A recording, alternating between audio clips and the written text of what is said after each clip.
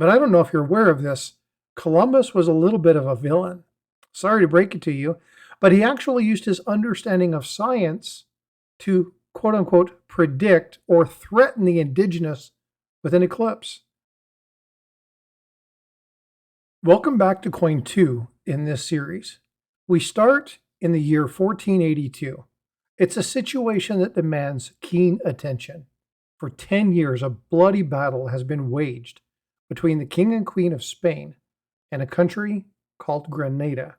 See, Ferdinand managed a hard-fought campaign showing his prowess, his military might, his grit, and he won the nation January 2nd, 1492. But why is this important to the coin that I'm showing you today? Well, the conquest of Grenada made it possible to support, you got it, Christopher Columbus, the voyages of his exploration across the Atlantic. But nobody really knows if Ferdinand actually liked, respected, or gave a rat's butt about Columbus and his plans.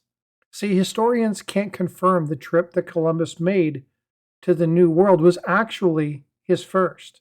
But we can say this. Regardless of how little we know, I can tell you that most of what I learned in school was probably wrong. See, they do know that it wasn't the Queen of Spain who actually financed the trip.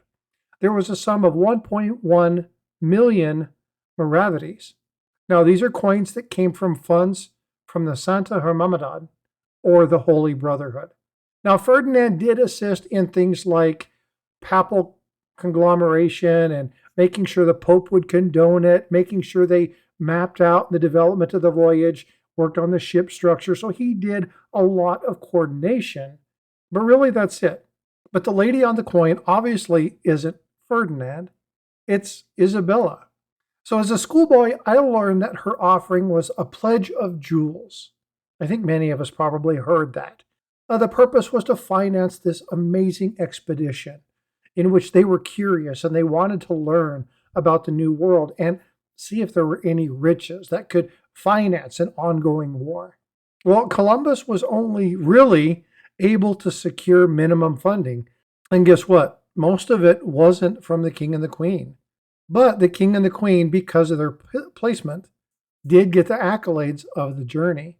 And that's probably where a majority of our history and our story come from.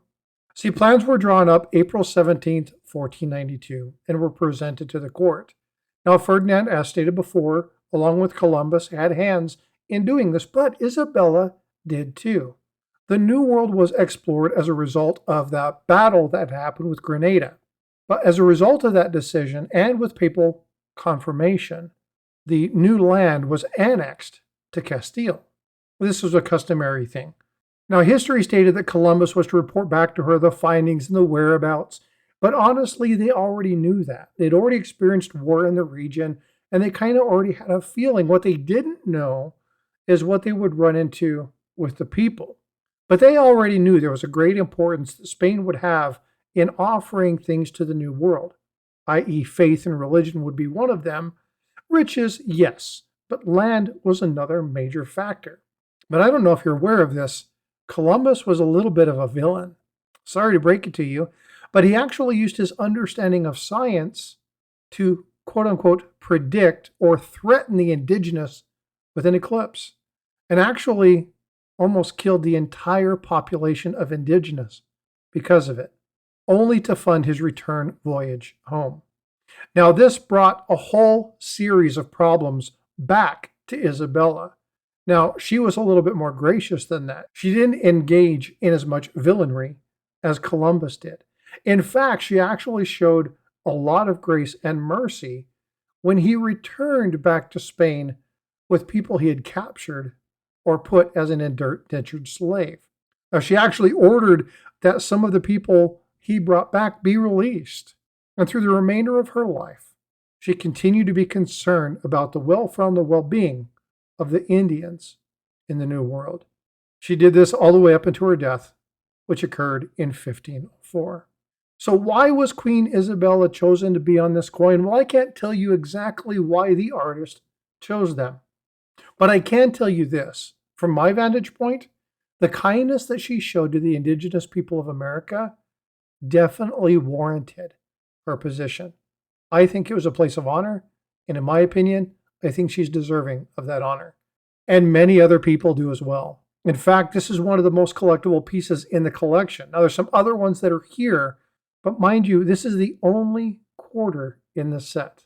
Now, you can find one in great shape, and you'll pay a premium, but get one of these in top rates, and I'm going to tell you what, it's top 5 in Frosty's picks for this particular series.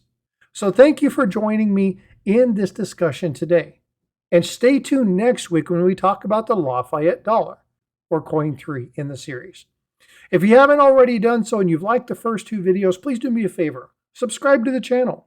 Hit that notification bell so you know when these things come out, and leave a comment down below. If there's a coin that you're looking forward to, let me know, and we'll make sure that we remind you as we get closer and closer to the coins you are interested in this series. All right, folks, be well, be blessed, and I will see you in the streams. Be well.